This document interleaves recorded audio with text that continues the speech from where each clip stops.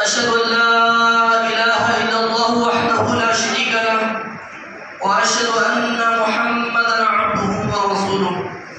أما بعد فأعوذ بالله من الشيطان الرجيم. بسم الله الرحمن الرحيم. براءة من الله ورسوله إلى الذين عاهدتم من المشركين. صدق اللہ العظیم. سامعین حضرات، آج کی جو رات ہے بہت ہی متبرک و مبارک رات ہے. جس طریقے سے آپ جانتے ہیں کہ ہمارے پاس جو مبارک و متبرک جو تین راتیں ہیں، یعنی شب معراج، شب برات اور شب فتح. پچھلے مہینے ہی ہم نے شب معراج کے واقعات کو سنا، یعنی حضور اکرم صلی اللہ علیہ وسلم کا وہ عظیم الشان معجزہ وہ کہ اللہ تعالیٰ نے حضور اکرم صلی اللہ علیہ وسلم کے ساتھ دیگر اور کئی معجزات ہیں، انہی معجزات میں سے جو ایک عظیم الشان دیگر انبیاء کے مقابل میں جو سردار دو عالم صلی اللہ علیہ وسلم کو حاصل ہوا وہ معراج النبی ہے. یعنی اللہ تعالیٰ سے حضور اکرم صلی اللہ علیہ وسلم کی ملاقات، لقائے اللہ جو معراج کی رات نبی کریم صلی اللہ علیہ وسلم کو حاصل ہوا. تو سامعین حضرات، اسلام نے جتنی بھی چیزیں رکھی ہیں مسلمانوں کے لیے، وہ ہر ایسپیکٹ سے، وہ ہر ذریعے سے امت مسلمہ کو لقائے اللہ یعنی رجوع اللہ کی طرف لاتی ہے. یعنی انسان یعنی مومن بندے کو کس طریقے سے اپنی زندگی کو گزارنا چاہیے، حقوق العباد، حقوق اللہ، جو اس کے پر دو چیزیں جو لازم ہیں اس کو کس طریقے سے ادا کرنا چاہیے، اس کے لیے اللہ تعالیٰ نے کئی مواقع مسلمانوں کے لیے فراہم کیا ہے. اس کے علاوہ جو مہینے میں 4 جمعے آتے ہیں، یعنی جمعہ کا خطبہ جو آپ سماعت کرتے ہیں وہ کیا ہے؟ در حقیقت قرآن کریم سے تمام انسانوں کے لیے باز و نصیحت ہے. اسی طریقے سے جو شب معراج ہے، شب برات ہے اور شب قدر ہے. شب برات کی جو حقیقت ہے میں اس کی طرف آؤں گا. قبل اس کے یہ جو 3 راتیں ہیں، یہ جو متبرک جو 3 راتیں ہیں، اگر ہم ان راتوں کو صرف روایات کے طور پر یا صرف ایک رسم کے طور پر اگر ہم ان راتوں میں نوافل پڑھتے ہیں، جو کہ نوافل پڑھنا تو بہت ضروری ہے، ان راتوں میں نوافل پڑھتے ہیں اور صرف ایک کان سے سنتے ہیں اور چلے جاتے ہیں، اگر یہ معاملہ ہمارا رہا تو اللہ تعالیٰ قرآن کریم میں سخت وعید فرماتا ہے. یعنی آپ تاریخ اسلام جب آپ پڑھیں گے تو آپ کو معلوم ہوگا کہ سقوط بغداد کے اندر جو لاکھوں مسلمانوں کا خون بہایا گیا، وہاں مسلمانوں کی بڑی بڑی لائبریریز، بڑی بڑی دارالعلوم مسلمانوں کے بغداد میں موجود تھے. اس کے باوجود یعنی علم کا ایک گڑھ کہا جاتا تھا بغداد کو. وہاں پر ایسی مستند کتابیں موجود تھیں کہ جہاں پر علم کا دریا بہتا تھا. اس علاقے میں جب مسلمان اپنے فرض منصبی سے ہٹ گیا، یعنی فرض منصبی میں کس کو کہہ رہا ہوں، یعنی اللہ تعالیٰ فرض منصبی مسلمانوں کا جو مسلمانوں کے لیے نمونہ بخشا ہے، وہ صحابہ اکرام کا جو نمونہ ہے وہ مسلمانوں کے لیے فرض منصبی ہے. یعنی اگر مسلمان صحابہ اکرام کے نمونے کو اختیار کرتا ہے تو وہ اپنے حقیقی منصب پر فائز ہوتا ہے. تو لہٰذا میں بتا رہا تھا کہ بغداد میں جو سقوط بغداد ہوا، جہاں پر لاکھوں مسلمانوں کو کاٹا گیا، وہاں پر بھی بڑے بڑے علماء، مفتی، بڑے بڑے حفاظ موجود تھے. اس کے باوجود بھی ان تمام لوگوں کو صف ہستی سے مٹا دیا گیا، جس کی طرف اللہ پاک فرماتے ہیں جو کہ ایک عالم اسلام میں ایک سنسناہٹ چھا گئی تھی کہ اتنا بڑا خطرہ اسلام میں، جہاں پر علم کا ایسا دریا بہتا ہے، وہاں کے مسلمانوں کو گاجر مولی کی طرح کاٹ دیا. تو تمام مفکران اسلام اس فکر میں تھے. تو علامہ اقبال اس کو اپنے شان کس طریقے سے کھینچتے ہیں کہ تو نہ مٹ جائے گا ایران کے مٹ جانے سے. یعنی بغداد کا جو علاقہ ہے وہ ایران میں آتا ہے. تو نہ مٹ جائے گا ایران کے عراق میں آتا ہے. تو نہ مٹ جائے گا ایران کے مٹ جانے سے. نشے میں کو تعلق نہیں پیمانے سے، ہے عیاں یوری سے تعداد کو افسانے سے، بعض بار مل گئے کعبے کو میں نے اتنی تمہید آپ کے سامنے باندھی ہے اس کا مقصد یہی ہے کہ مسلمان ایک روٹین جس طریقے سے 5 وقت ہم نماز پڑھتے ہیں، پھر ہم اپنی ذاتی مصروفیات میں پھر ہم الحال اسی میں مصروف ہو جاتے ہیں، یہ مسلمان کی ڈیوٹی نہیں ہے۔ یہ جو نمازیں پڑھنا ہے، نوافل پڑھنا ہے، قرآن کریم کی تلاوت اور جو ارکان اسلام ہے، یہ تمام چیزیں اپنی جگہ پر حق ہے، لیکن مسلمان کو جو اللہ تعالیٰ نے دنیا میں بھیجا ہے وہ موسیٰ علیہ السلام کی قوم کی طرح نہیں بھیجا، عیسیٰ علیہ السلام کی قوم کی طرح نہیں بھیجا۔ یعنی اللہ تعالیٰ جب امت مسلمہ سے خطاب کرتا ہے، اللہ تعالیٰ کس طریقے سے خطاب کرتا ہے؟ وَكَذَلِكَ جَعَلْنَاكُمْ أُمَّةً وَسَطًا لِتَكُونُوا شُهَدَاءَ عَلَى النَّاسِ وَيَكُونَ الرَّسُولُ عَلَيْكُمْ شَهِيدًا۔ اے امت مسلمہ، ہم نے تم کو تمام اقوام عالم پر، یعنی تمام نبیوں کی امت پر ہم نے تم کو سردار بنایا ہے، اور تم پر سردار دو عالم صلی اللہ علیہ وسلم کو بنایا ہے۔ یعنی اللہ تعالیٰ اس آیت میں امت مسلمہ کی سرداریت کو بیان کر رہا ہے۔ اگر امت مسلمہ اپنی سرداریت کو بھول کر صرف اسی طریقے سے اپنا کام انجام دیتے رہیں گے تو وہ دن دور نہیں جو سقوط بغداد میں ہوا وہ ہندوستان میں بھی باقی ہو، چونکہ 12 حدیث آپ صلی اللہ علیہ وسلم فرماتے ہیں کہ جو ہم اس زمانے سے گزر رہے ہیں یہ ایسا خوفناک زمانہ ہے کہ جس کے تعلق سے حضور اکرم صلی اللہ علیہ وسلم 300 سے زائد احادیث بیان فرماتے ہیں صرف امت مسلمہ کو بچانے کے لیے۔ یعنی وہ آخر زمان، یعنی یہ جو آخری زمانہ ہے جب مسلمانوں کا ایمان خس و خاشاک کی طرح اڑتا رہے گا۔ آپ روتے رہے ایک رات، یعنی حضور اکرم صلی اللہ علیہ وسلم اس امت کے لیے، یعنی ہمارے لیے 1400 سال قبل حضور اکرم صلی اللہ علیہ وسلم رو رہے ہیں، آپ روتے رہے ایک رات غم امت میں۔ سارا جگ فتنہ دجال کا پھیرا ہوگا، شور قرآن کو امت جب پریشان ہوگی، ہوگا کثرت کا بھروسہ گمو ایمان کا، خس و خاشاک سے اڑتے رہیں گے سارے، یا الہی مجھے دکھ ہے تو میری امت کا۔ تبھی یوگی کا کہا اور فتضا بولا کہ عطا ایسی کروں گا کہ تو راضی ہوگا۔ اس زمانے میں جو دیتا ہے عطا ہے اس کی، یعنی تبلیغ و ہجرت و جہادی ہوگا، بس اسی ذریعے سے اسلام کا غلبہ ہوگا، پرچم اسلام کا کل ہند میں لہرائے گا۔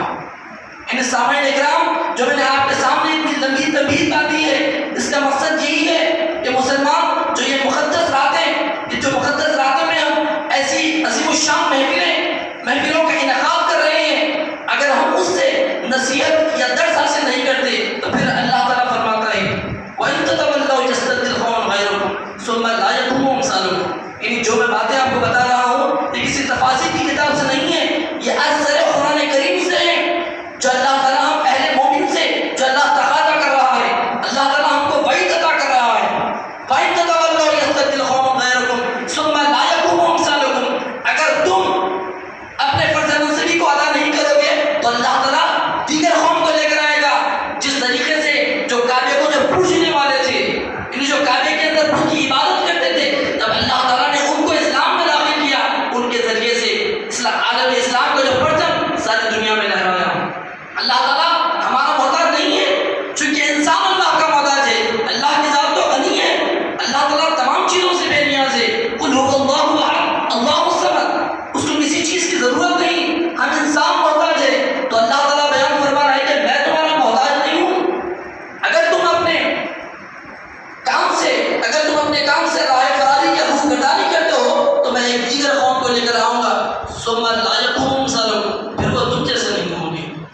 یعنی ہم جیسے سے مراد کیا کہ آپ صلی اللہ علیہ وسلم نے اس زمانے کے تعلق سے جو احادیث بیان فرمائی ہے، یعنی سب ایمان سے آتی ہے قیامت جب میں، یا کہو آئی قیامت میں ایمان باتا، یعنی قیامت صغریٰ اور قیامت کبریٰ، ان دو چیزوں کا احادیث میں ذکر آیا ہے۔ یعنی یہ قیامت صغریٰ ہے جہاں پر امت مسلمہ کا جو ایمان چٹانوں سے زیادہ مضبوط تھا صحابہ کرام کا، وہ ایمان آج مسلمانوں کی سینوں میں موجود نہیں ہے، اسی لیے ہر جگہ مسلمان کو پامال کیا جا رہا ہے اور راندے درگاہ کیا جا رہا ہے۔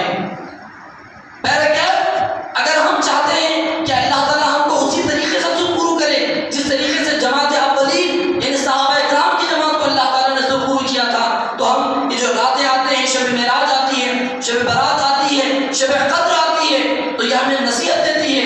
قرآن کریم 12 بیان فرماتا ہے افلا تذکرون، کیا تم نصیحت حاصل نہیں کرتے؟ افلا تعقلون، کیا تم عقل سے کام نہیں لیتے؟ اس طریقے سے 26 سے 27 قرآن کریم میں آیات ہے جو عقل انسانی کو اپیل کرتی ہیں۔ افلا یتدبرون القرآن ام علی قلوب اقفالها، کیا تم قرآن کریم میں غور و فکر نہیں کرتے کہ ہم نے تمہارے دلوں پر تالے باندھے ہیں؟ نہیں، اللہ تعالیٰ انسان کو غور و فکر کرنے کے لیے کہہ رہا ہے۔ یعنی آپ دیکھیے دنیا کی مثال میں جب ہم کوئی کمپنی کھولتے ہیں، جب ہمیں لاس یعنی اس کے نقصان کا سامنا کرنا پڑتا ہے تو اس کی ایک میٹنگ بٹھائی جاتی ہے، یعنی کیا کازز ہے جس کی وجہ سے ہم کو نقصان کا سامنا کرنا پڑ رہا ہے، تو اس کے حساب سے اس کو ٹیکل کرنے کے لیے کچھ آئیڈیاز بنائے جاتے ہیں جس کے ذریعے سے اس نقصان کا سامنا کیا جا سکتا ہے۔ یہ ہم دنیاوی زندگی میں دیکھتے ہیں۔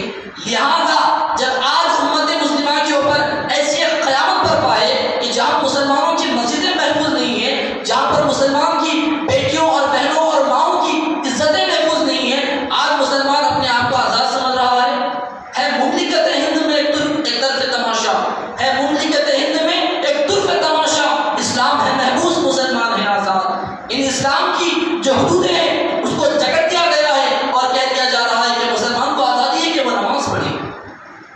مسلمان صرف 5 وقت نماز پڑھنے کے لیے نہیں آیا ہے، بلکہ سارے انسانوں کو، سارے نسل انسانیت کو خدا تعالیٰ کی فرما برداری میں لانے کے لیے یہ مسلمان کو اللہ تعالیٰ نے بھیجا ہے۔ چونکہ حضور اکرم صلی اللہ علیہ وسلم ما کان محمد ابا احد من رجالکم ولکن رسول اللہ و خاتم النبیین، ان سردار دو عالم صلی اللہ علیہ وسلم کے اوپر اللہ تعالیٰ نے نبوت پر مہر لگا دی۔ اب آپ کے بعد کوئی نبی آنے والا نہیں ہے، تو جو نبوت تھی وہ ختم ہو گئی، لیکن جو کار نبوت یعنی نبوت کا جو کام تھا وہ اس امت مسلمہ پر منتقل ہو گیا۔ لیکن افسوس ہے کہ ان یعنی یہ عام مسلمانوں کی بھی یہ غلطی نہیں ہوتی ہے۔ میں سمجھتا ہوں کہ میں اپنے تجزیے سے کہتا ہوں، کیونکہ مفکران اسلام بھی اسی بات کی طرف اشارہ کرتے ہیں اور احادیث میں بھی آپ صلی اللہ علیہ وسلم بیان فرماتے ہیں کہ جب آخری زمانہ ہوگا، جب مسلمانوں کو پامال کیا جا رہا ہوگا، اس وقت زمین کے اوپر آسمان کے نیچے سب سے بدترین مخلوق وہ ہوں گے جو اپنے آپ کو علماء کہیں گے۔ ایک تو علماء ظاہرہ اور علماء حق ہوتے ہیں، میں علماء حق کی بات نہیں کر رہا ہوں، کروڑا احسان ہے علماء حق کے تعلق سے آپ صلی اللہ علیہ وسلم بیان فرماتے ہیں العلماء امتی کانبیاء بنی اسرائیل، میری امت کے جو علماء ہیں وہ بنی اسرائیل کے انبیاء کے مسیح ہیں، یہ علماء حق کی بات ہے۔ اور ایک علماء ظاہرہ جو علماء سو جس کو کہا گیا ہے، جو امت مسلمہ کے اندر تفرقہ بازی کرتے ہیں، یعنی امت مسلمہ کو ڈیوائڈ کرتے ہیں، ان کو متحد ہونے نہیں دیتے۔ یہ پیسوں کی قرآن کریم میں آتا ہے کہ یہ چند داموں کے اندر قرآن کریم کے الفاظ کو فروخت کرتے ہیں، یہ وہ لوگ ہوتے ہیں۔ یعنی ایسے دور میں یہ جو مسلمانوں کے اوپر جو یہ ظلم کے انبار پڑے جا رہے ہیں، اس میں سب سے بڑی جو غلطی ہے وہ علماء ظاہرہ کی ہے۔ تو لہٰذا ہمیں کیا چاہیے؟ ہمیں کسی عالم کے اوپر ڈپینڈ نہیں ہونا چاہیے، چونکہ اللہ تعالیٰ کا احسان ہے کہ ہمارے سامنے ایسے عالم وغیرہ موجود ہیں، تو ہمیں چاہیے کہ ان کی صحبت میں، ان کی تربیت میں ہم خود بھی قرآن کریم کو سمجھنے کی کوشش کریں کہ تمام امت مسلمہ کے اوپر فرض ہے طلب العلم فریضۃ علی کل مسلمین والمسلمات۔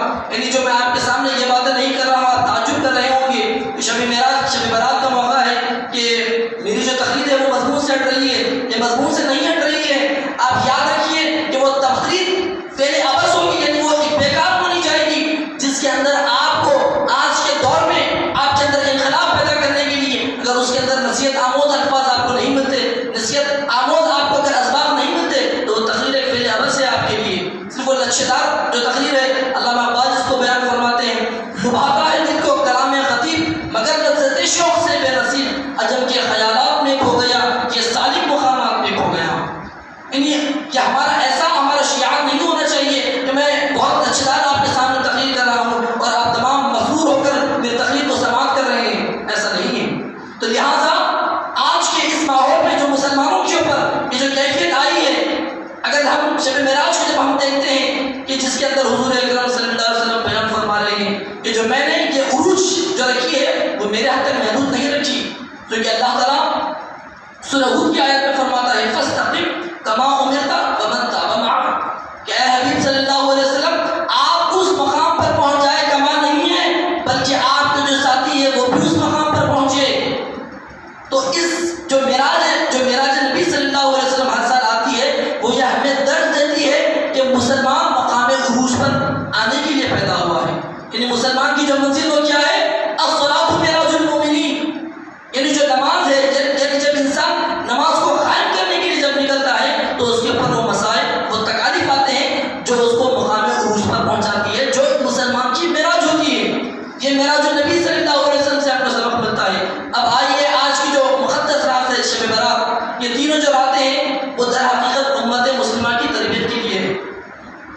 ہر رات آپ کو کچھ نہ کچھ نصیحت دیتی ہے اور آپ کو حقیقی کام کی طرف بلاتی ہے۔ شب برات میں اگر کوئی انسان اب تک لاپرواہی کی زندگی گزار چکا ہے تو اللہ تعالیٰ اور ایک موقع عطا فرما رہا ہے کہ جس طریقے سے اس معصوم مخدر نے آپ کے سامنے بیان کیا کہ اللہ تعالیٰ آج کی رات اس دنیا کے آسمان پر آتا ہے اور آپ سے یہ درخواست یا آپ سے یہ پوچھتا ہے کہ ہے کوئی مجھ سے جو اپنے گناہوں کی بخشش چاہتا ہے، جو مجھ سے مغفرت چاہتا ہے کوئی جو اپنے عمر درازی کے لیے دعا کرنا چاہتا ہے کوئی جو اپنے نصف میں کشادہ ہونے کے لیے دعا کرنا چاہتا ہے، میں اس کی دعا کو سننے کے لیے تیار ہوں۔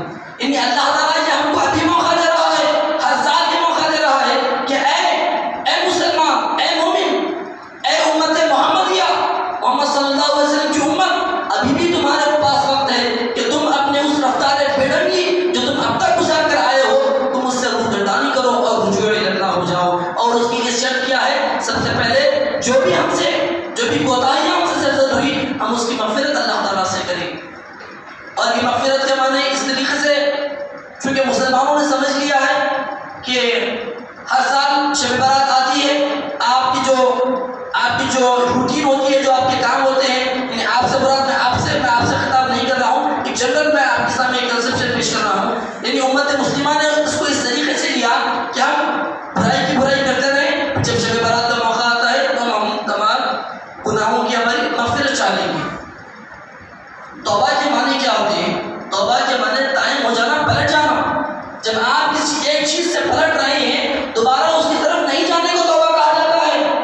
لیکن آج ہمارا کیا معاملہ ہے؟ میں بھی پیتے ہیں، توبہ کرتے ہیں، یہ بھی جاری ہے، وہ بھی جاری ہے۔ کیونکہ توبہ دل آپ کا ایک طرف ہے، پھر جو آپ کی کام ہے وہ برابر آپ نے اس کو جاری رکھا ہے۔ تو اللہ تعالیٰ ایسی توبہ کو قبول نہیں کرتا۔ اس توبہ کو کون سی توبہ ہے جو صحابہ کرام نے حضور اکرم صلی اللہ علیہ وسلم کی صحبت میں کی تھی، جو حضرت عمر رضی اللہ تعالیٰ عنہ جو حضور اکرم صلی اللہ علیہ وسلم کو نعوذ باللہ قتل کرنے کے ارادے سے آتے ہیں، لیکن جب آپ تو توبہ کر کے دین اسلام میں جب داخل ہوتے ہیں تو اللہ تعالیٰ اس حضرت عمر رضی اللہ تعالیٰ کی خلافت نے، یعنی آپ نے 1 لاکھ مربع میل پر آپ نے خلافت کی، یعنی اسلامی قانون کو آپ نے نافذ کیا۔ جو نہ تھے خود راہ پر اوروں کے ہاتھی بن گئے، وہ ایک جانظر تھی جس نے مردوں کو مسیحا کر دیا۔ ان توبہ آپ کی ایسی ہونی چاہیے کہ جب آپ صدق دل سے اللہ تعالیٰ سے توبہ مانگیں کہ اے اللہ تعالیٰ کہ جو بھی مجھ سے آج تک کوتاہیاں ہوئی ہیں، میں ان سے تمام سے رجوع کرتا ہوں اور میں اس کی طرف دوبارہ نہیں جاتا ہوں۔ یہ در حقیقت توبہ کی تشریح ہے، توبہ کی توضیح یہ در حقیقت ہے کہ آپ دوبارہ اس کام کی طرف نہ جانا، یہ توبہ ہے۔ تو بہرکیف آج کی جو شب برات کی جو خصوصیات ہیں، جو تین، یعنی رزق میں کشادگی، عمر درازی اور مغفرت سے، تو میں نے آپ کے سامنے بھی بیان فرمایا رزق سے کشادگی کے معنی کیا ہے۔ یعنی کہ جو ظاہرہ جو کھانا جو ہم کھاتے ہیں، یعنی ہم زندہ رہنے کے لیے، باحیات رہنے کے لیے جو ہم غذا کھاتے ہیں، کہ اللہ تعالیٰ اس رزق کی بات کر رہا ہے۔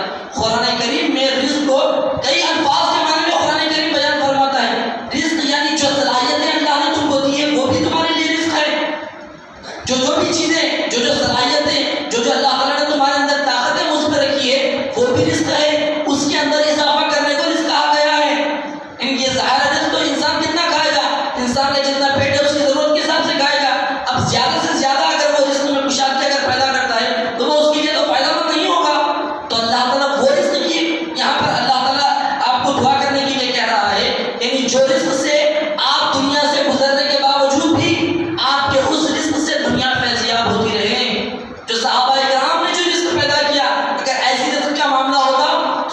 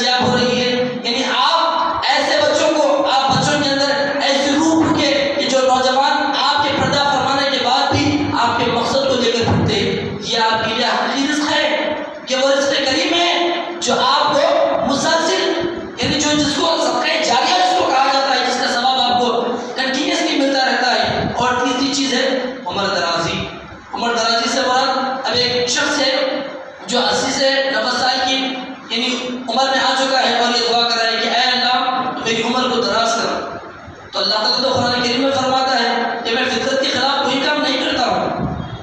اسلام جو دین اسلام جو ہے الاسلام هي الفطرت الفطرت هي الاسلام. یعنی دین اسلام کیا ہے؟ ایک فطری دین ہے. اسلام it is the religion of nature. یعنی فطرت کا دین ہے اسلام. یہ فطرت سے ہٹ کر نہیں ہے. it is not against the nature. تو اسلام کیا ہے؟ فطرت کی بنیاد پر ہے.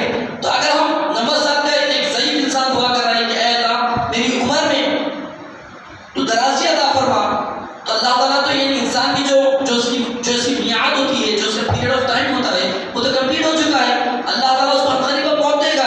وہ زیادہ سے زیادہ 100 سال جیے گا، 110 سال جیے گا. یعنی وہ جینا بھی ایسا ہوگا کہ گھر والے بولتے ہیں، یعنی جو عموماً ہمارے پاس ایک محاورہ استعمال ہوتا ہے کہ گھر والے آپ کو جانے کے لیے بولتے ہیں خبر بولتی آئیے. تو ایسا معاملہ ہوتا ہے. تو اس عمر میں کون سا انسان اپنے لیے عمر درازی کی دعا چاہے گا؟ عمر درازی سے مراد یہ ہے جو عام طور پر ہمارے سامنے بیان کیا جاتا ہے کہ نوح علیہ السلام کی جو عمر ہے وہ 900 سال ہے. اگلی انسان اس کو تسلیم کرتی ہے؟ بالکل نہیں تسلیم کرتی. جبکہ حضور اکرم صلی اللہ علیہ وسلم آپ بیان فرماتے ہیں کہ کائنات میں مجھ سے زیادہ افضل کوئی نہیں ہے. کنت نبیا کان آدم بین الماء والطین، کہ میں اس وقت سے نبی ہوں جبکہ آدم علیہ السلام کا وجود کیچڑ اور پانی کے مراحل طے کر رہا تھا. انا ابو الانبیاء انا خاتم النبیین احلت بمال الغنیمۃ اوتیت جوامع الکلم.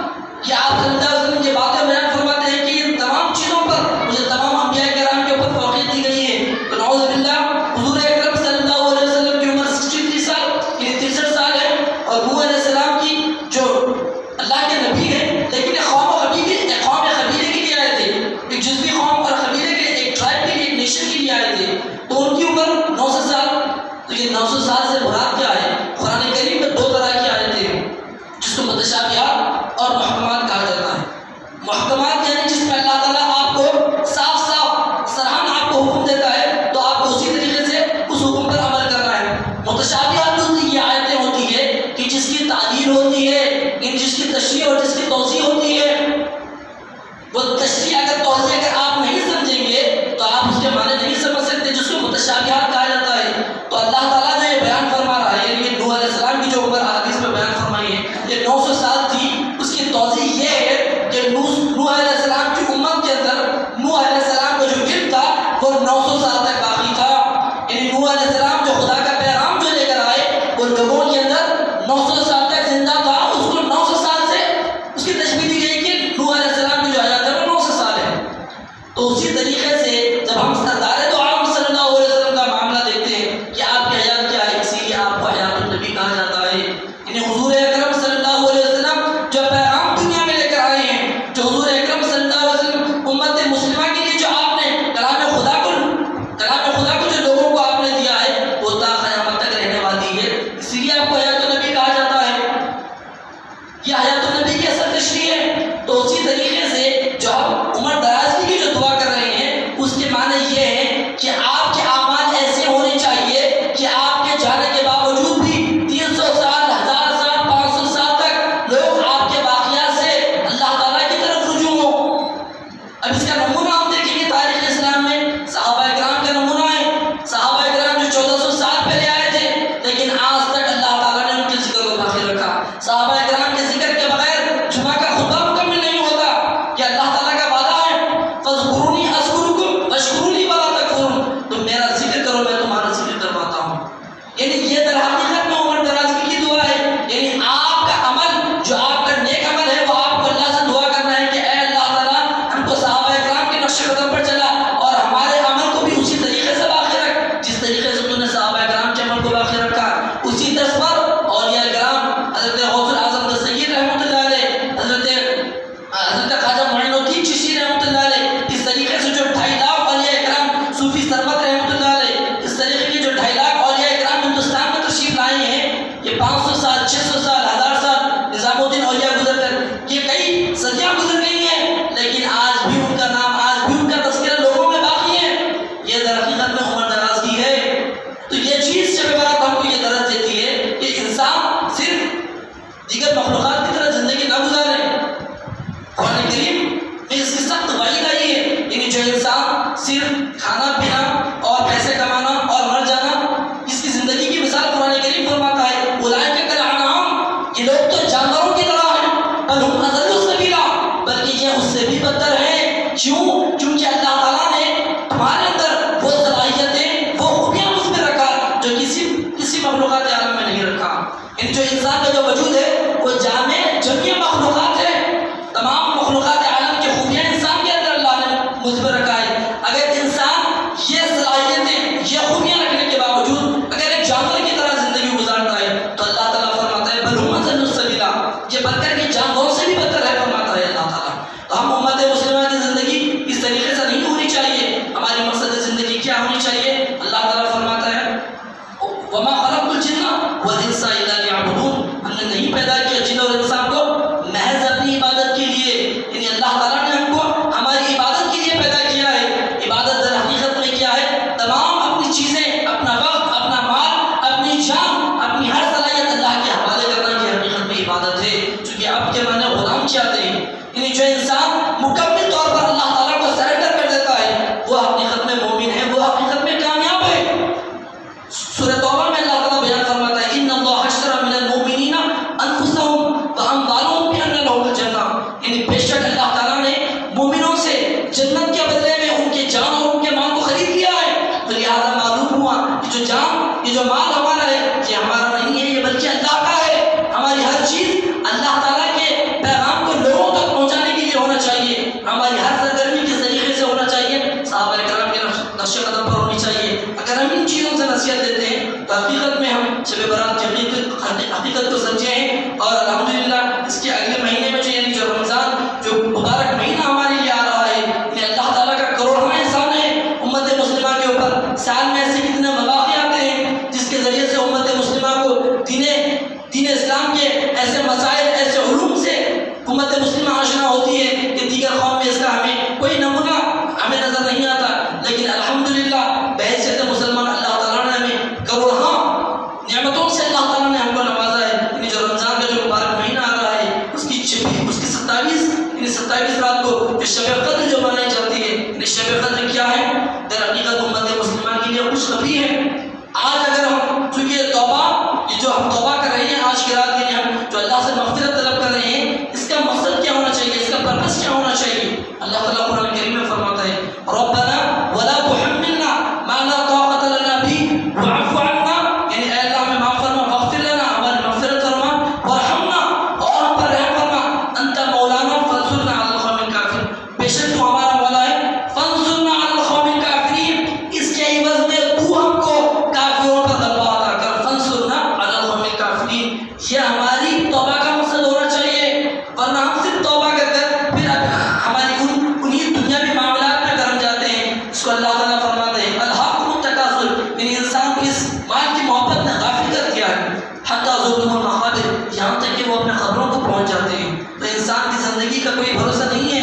تو انسان کو چاہیے کہ وہ اللہ تعالیٰ ہم کو ابھی بھی موقع دیا ہے کہ ہم ہمارے اعمال کا محاسبہ کریں، اور اللہ تعالیٰ جو ہم سے تقاضا کر رہا ہے اللہ تعالیٰ ہم کو اس کے اوپر کاربند کرے. اور اللہ تعالیٰ کا یہ وعدہ ہے کہ اللہ تعالیٰ تم کو بھی غالب کرے گا.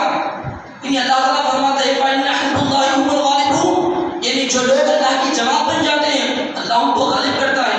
آج جو مسلمان کے حالات ہیں، جو مسلمان کا شیرازہ بکھرا ہوا ہے، آج امت مسلمہ اپنا کام انجام نہیں دینے کی وجہ سے یہ ہو رہا ہے.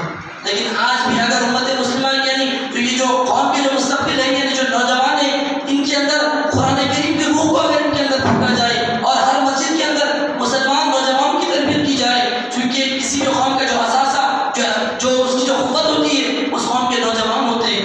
ان قوم کے نوجوانوں کو اسلام کی تعلیمات سے، یعنی ہمارے بہادر اسلاف کی تاریخ سے ان کو روشناس کرایا جائے، ان کے اندر بھی وہ کمالات پیدا ہوں گے. اور اللہ تعالیٰ کا جو وعدہ ہے لِيُظْهِرَهُ عَلَى الدِّينِ كُلِّهِ وَكَفَىٰ بِاللَّهِ شَهِيدًا، تو لیلۃ القدر میں ہم کو یہ بشارت ملتی ہے. یعنی اللہ تعالیٰ سورہ قدر کے اندر جو بیان فرماتا ہے سلام علیہ حتی مطلع الفجر، یعنی امت مسلمہ کے لیے سلامتی ہے فجر کے موقع تک.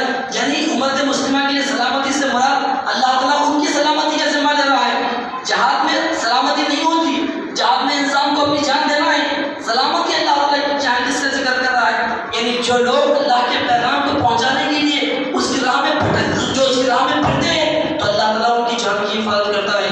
صحابہ کرام جب تبلیغ کے میدان میں جب صحابہ کرام نکلے تو صحابہ کرام کی جانوں کا نقصان اتنا نہیں ہوا. جانوں کا جو نقصان ہوتا ہے وہ جہاد کے معاملے میں ہوتا ہے. لیلۃ القدر یہ ہمیں خوشخبری دیتی ہے